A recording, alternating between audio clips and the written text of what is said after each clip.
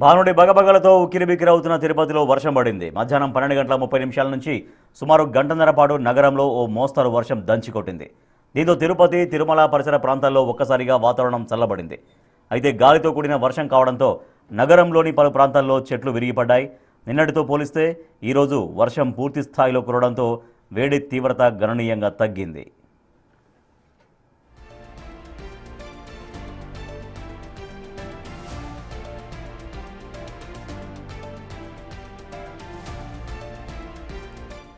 మరోవైపు రానున్న 3 రోజుల పాటు ఉమ్మడి చిత్తూరు, అనంతపురం, కడప జిల్లాల్లో వర్షాలు కురిసే అవకాశం ఉందని వాతావరణ శాఖ నిపుణులు హెచ్చరిస్తున్నారు.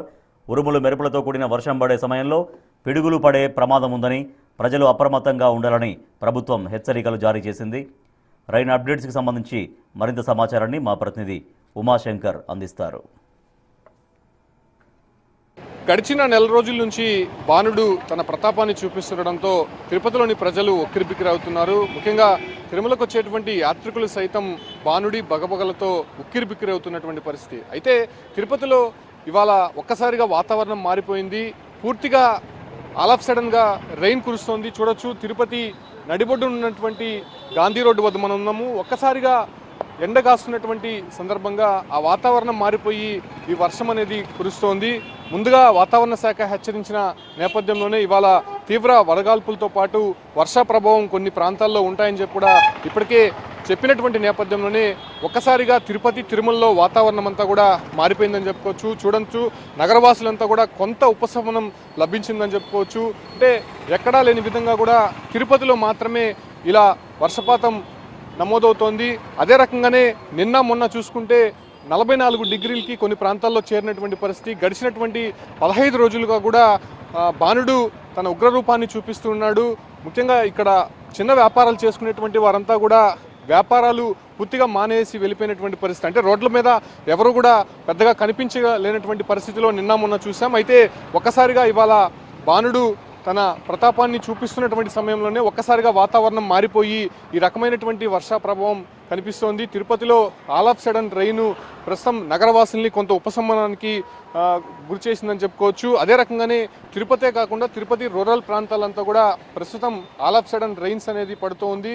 అయితే ఇవాళ నుంచి కూడా అంటే 2-3 రోజుల పాటు ఇలా వర్షపాతం ఉండేటువంటి అవకాశం ఉన్నట్టు ఇప్పటికే IMD హెచ్చరికల నేపథ్యంలోనే అటు దానికి తగినట్టుగా కొన్ని ప్రయాణాలు కూడా వాయిదా వేసుకోవాలని కూడా చెప్తోంది. దాంతోపాటు కూడా ఎండ తీవ్రత, వడగాల్పుళ్ళు అధికంగా ఉండేటువంటి అవకాశం అయితే ఉంటుందని చెప్పినటువంటి నేపథ్యంలోనే ప్రస్తుతం ఆ రకమైనటువంటి ఉపశమనాన్ని అయితే ప్రస్తుతం తిరుపతి నగరవాసులంతా కూడా ఆస్వాదిస్తున్నారు. దాంతోపాటు కూడా తిరుమలకు వచ్చేటువంటి యాత్రికులు కనీసం కాలు బయట పెట్టలేనటువంటి పరిస్థితి.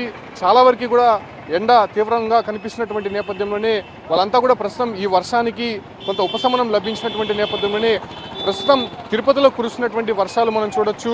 ఆల్ ఆఫ్ సడన్గా వచ్చినటువంటి వర్షాలతో ప్రజలంతా కూడా కొంత ఉపశమనం తీసుకుంటున్నటువంటి పరిస్థితి.